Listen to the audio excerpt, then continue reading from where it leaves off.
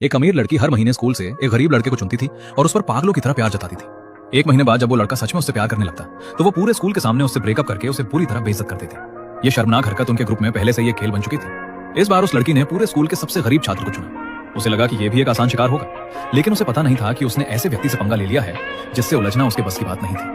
असल में जिस गरीब छात्र को उसने चुना था वो देश के सबसे बड़े उद्योगपति का इकलौता बेटा था और वही उसके परिवार का तय किया गया शादी का रिश्ता भी था।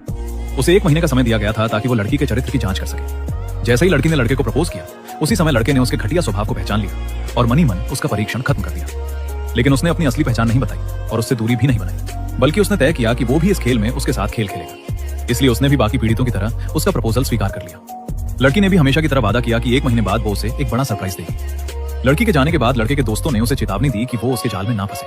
उन्होंने बताया कि स्कूल के सभी छात्र शर्त लगा रहे हैं कि 1 महीने बाद वो कितना रोएगा, लेकिन लड़के ने उन्हें भरोसा दिलाया कि 1 महीने बाद रोने वाले वे लोग होंगे। अगले दिन लड़की ने उसे एक महंगा सूट दिया और उसे शाम की पार्टी में आने का निमंत्रण दिया। उसका मकसद था उसे ये एहसास दिलाना कि वो अब एक अमीर परिवार का दामाद बनने वाला है। लेकिन लड़की को यह नहीं पता था कि उसने जो सूट दिया था उसकी कीमत लड़के के मोजों से भी कम थी। फिर भी लड़के ने खुशी जताते हुए वो सूट स्वीकार कर लिया। उस शाम लड़की उसे शहर के सबसे महंगे क्लब में ले गई। जैसे ही वो वहां पहुंचा, उसे याद आया कि ये क्लब उसके पिता की संपत्ति में से ही एक है।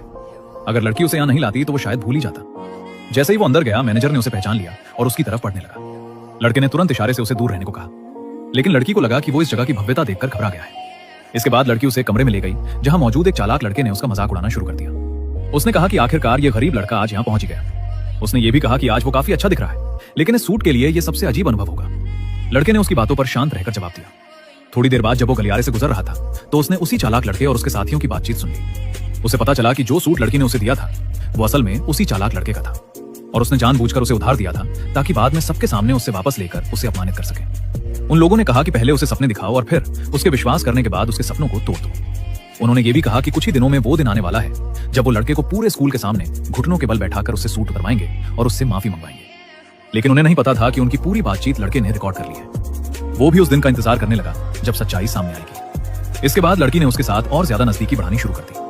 उसके जन्मदिन पर उसने उसे एक महंगी घड़ी भी दी ताकि बाद में उसी चीज से उसे और ज्यादा अपमानित किया जा सके। आखिरकार वो दिन आ गया जब लड़की को सच्चाई बतानी थी। स्कूल के झील के किनारे बने रेस्टोरेंट में सभी लोग इकट्ठा हो गए ताकि उसका मजाक देख सके। चालाक लड़के को डर था कि कहीं लड़की अपना फैसला बदल न दे, क्योंकि लड़का बहुत हैंडसम था और इतने दिनों की नजदीकी के बाद उसके मन में भावनाएं बदल सकती थी। लेकिन लड़की ने साफ कहा कि ऐसा कुछ नहीं होगा। उसने कहा कि आज के बाद वो लड़का पूरे स्कूल का मजाक बन जाएगा और वो उसे इतनी बुरी तरह गिराएगी कि वो कभी उठ नहीं पाएगा।